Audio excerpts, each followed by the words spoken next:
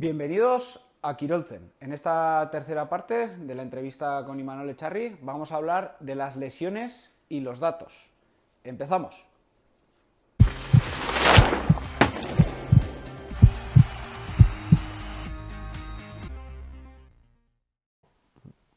Eso es, entramos en la siguiente fase que te voy a preguntar, me gustaría preguntarte de las lesiones. Por ejemplo, el ciclista, sí que tiende a tener muy pocas lesiones bajo mi experiencia. Así como, por ejemplo, la carrera a pie, a mí me resulta súper lesiva. También porque mis grupos musculares no están acostumbrados y tal, pero hablamos un poco de las lesiones. ¿Qué son las lesiones y cómo tenemos que evitarlas? Sí, bueno, yo te voy a contar un poco desde la perspectiva o desde el prisma del preparador o la preparadora. Luego, si hablamos más de las lesiones tipo, etcétera, etcétera, o los posibles orígenes, yo creo que un fisio o una fisioterapeuta serían los y las encargadas de hablar de ello en profundidad. En bici, en los ciclistas, la lesión más típica, que casi siempre no llega a ser lesión, suele ser la sobrecarga del tendón rotuliano. Y eso es después de las semanas de mucha carga, si no ha habido un masaje pautado y planificado, suele aparecer ese dolor en el tendón rotuliano. ¿Qué pasa con la carrera a pie? Sobre todo en el mundo del triatlón, con gente que viene de la natación o del ciclismo, que su cuerpo, su organismo no está acostumbrado al impacto. Por lo tanto, requiere de un periodo de adaptación tanto tendinosa como muscular. Y ese periodo hay que hacerlo poco a poco. Y generalmente, a pesar de hacerlo poco a poco, suelen aparecer lesiones, sobrecargas que hay que ir tratando y capeando durante ese proceso de entrenamiento. Y eso sería un poco, grosso modo, lo que suele pasar tanto con el ciclismo, natación y con la carrera a pie. Aparte, hoy en día, si tenemos un fisio o una fisio al lado, ellos son los que nos van a pautar un trabajo preventivo, tanto de core como de movilidad. Yo creo que ese es el apartado de ellos y ellas. Eso es, por ejemplo, según mi experiencia, a mí correr sin dolor me ha costado mucho tiempo. Incluso ahora estoy corriendo y el iliotibial me ha cantado un poco por los estabilizadores de la cadera. Y, lo que tú recomendarías a la gente es que consiga un buen fisio, una persona de confianza que le trate esa musculatura y que le vea un poco cómo va avanzando, cómo van sus adaptaciones realizando. Es decir, que no espere igual 4 o 5 años, que es lo que me ha sucedido a mí, a adaptarse un poco a lo que sería, por ejemplo, la carrera a pie, que es, digamos, en los deportes que nosotros tratamos o conocemos, son los que más impacto producen tanto en articulaciones como tendones, sobre todo. Sí, tiene que haber desde el primer día en el que nos metamos en un proceso de este tipo, tiene que haber o tenemos que prestar atención a todo el proceso de prevención de lesiones. Por un lado estaría el trabajo cardiovascular, pero por otro el de prevención de lesiones.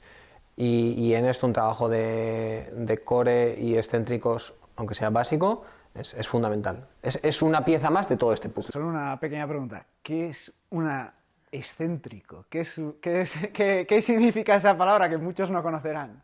Bueno, la contracción, hay varios tipos de contracciones que se dan en la musculatura. Cuando el músculo se está moviendo, sea cual sea, perdón, dentro de ese movimiento, cuando el músculo se alarga, hablaríamos de una contracción excéntrica, y cuando el músculo se está acortando, estaríamos hablando de una contracción concéntrica. Por ejemplo, en el bíceps, si yo estoy acortando, ¿qué estaríamos hablando? De una contracción concéntrica. ¿Y si estoy sacando para afuera? Excéntrica. ¿Vale? Sigo pensando que aunque un licenciado o un grado en ciencias de la actividad física y el deporte, un graduado o graduada, están y pautan este tipo de trabajo, lo ideal sería hacerlo con el fisio.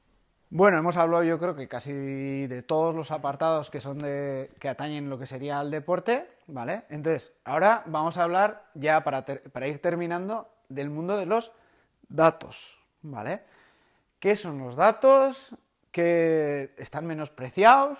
¿No? Sí. Kirolzen, por ejemplo, da algunos datos. ¿Qué nos puedes contar respecto a esto? Antes creo que lo hemos comentado, pero en los últimos, yo diría, 6 años sí que ha habido una revolución en cuanto a los datos, a los parámetros que controlan tanto los y las preparadoras como los y las atletas. ¿Qué nos permite esto? Nos permite afinar muchísimo más. Yo diría que incluso en el mundo del ciclismo, con la aparición y sobre todo la rebaja de los precios de los potenciómetros, ha permitido avanzar. Yo diría que avanzar bastante en el tratamiento de todos esos datos. Si hablamos de carga interna, seguimos hablando de la frecuencia cardíaca. Si hablamos de carga externa, podríamos hablar de horas, de desnivel, pero la potencia es el valor de referencia que se trata ahora en el mundo del ciclismo. ¿Y son importantes? Sí, son muy importantes y son válidos. Pero también es cierto que lo ideal es entrelazar estos datos objetivos, como puede ser la potencia, y además es la referencia de la carga externa con datos internos, de carga interna, como puede ser una frecuencia cardíaca, y con, por ejemplo, la percepción o esa escala de percepción del esfuerzo. La gente que es muy experimentada, con un número del 0 al 10, generalmente suele cuadrar tanto los datos de carga interna en un día normal, sin grandes sobresaltos, y con los de carga externa. Entonces, a modo de resumen, sí, son importantes. Mi recomendación sería que prestemos atención a los datos, pero que no sean muchos datos, que sean datos concretos. Y si podemos entrelazar un poco valores de carga externa, interna y el RP y entrelazarlos, pues sería lo ideal. Esa palabra última que has dicho, ¿qué es? Sería una escala de percepción del esfuerzo.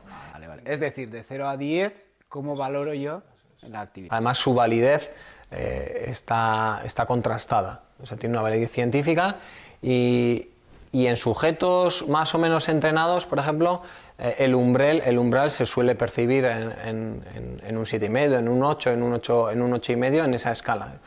Por lo tanto, es algo válido. O sea, relacionado con los datos, según estabas hablando y tal, que sí ha revolucionado el mundo del deporte y tal. Por ejemplo, yo, creo que, por ejemplo, uno de los equipos ciclistas que mejor ha sabido manejar los datos, quizás haya podido ser el Ineos Grenadiers. ¿Crees que, por ejemplo, este manejo de los datos les ha dado un punto extra? No lo sé. No tengo nadie de referencia ahí adentro, pero este equipo, basado principalmente en un preparador que venía del mundo de la natación, si mal no recuerdo, como era Tim, sí que ha dado un vuelco o ha permitido evolucionar a un deporte de una forma tremenda. Por lo poco que conozco del mundo, casi todo el mundo ya está trabajando en un camino parecido, con pequeños matices y sobre todo con diferentes medios, porque no olvidemos que el ciclismo, al igual que el fútbol y otros deportes, cuando hablamos de alto rendimiento es un negocio y el dinero y los medios son determinantes. Por ejemplo, hemos dicho que nos tenemos que fijar en unos parámetros concretos. Por ejemplo, hilándolo ya, barriendo para casa, sí.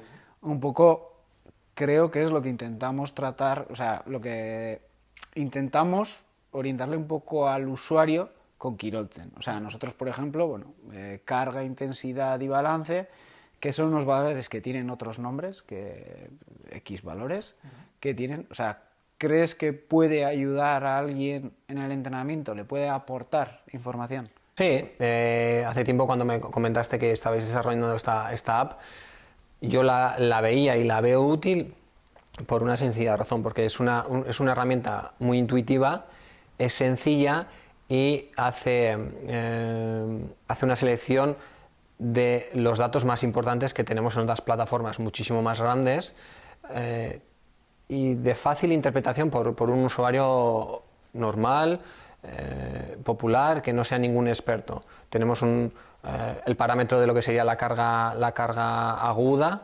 que tenemos en otros softwares, que sería la carga de los últimos 7 días. Tenemos ese parámetro de los últimos 42 días y a través de la relación entre ambos obtenemos lo que sería el estado de fatiga, que podemos analizar y se analizan muchísimo más datos, pero con esto para una deportista popular son más que suficientes. Por lo tanto, y en definitiva creo que Quirolchen puede ayudar a ese segmento de la población que no quiere complicarse interpretando un montón de datos y que quiere ir al grano. Por mi parte, Imanol, darte las gracias. Esto es todo. Si quieres añadir algo, lo que sea, es tu momento. ¿Alguna recomendación, algún tip o algo que quieras añadir a la entrevista? No, poco más. La verdad es que es una gozada. Sí que en los últimos años, al igual que los datos, que el entrenamiento ha evolucionado mucho, hay una mejora en la divulgación de toda esta ciencia. Creo que nuestra profesión, la de graduados, graduadas y licenciados y los antiguos INEF, ha evolucionado mucho, se ha profesionalizado y todo ello está ayudando a que la población en general pueda cada vez disfrutar de una actividad física mucho más controlada y esto en el futuro nos ayudará a todos y a todas. Y poco más, ha sido un placer. Nada. Y eso, a todos vosotros, si os gusta, suscribiros, darle al like y a la campanita para que YouTube se tome la molestia de avisaros. Y si tenéis cualquier duda, eso es, dejarlo en los comentarios y nosotros se las trasladaremos a Imanol seguramente. Si son muy específicas o no sabemos responderlas. Y esto es todo, nos vemos en siguientes charlas. Muchas gracias, Miesker. Ahora a todos y a todas.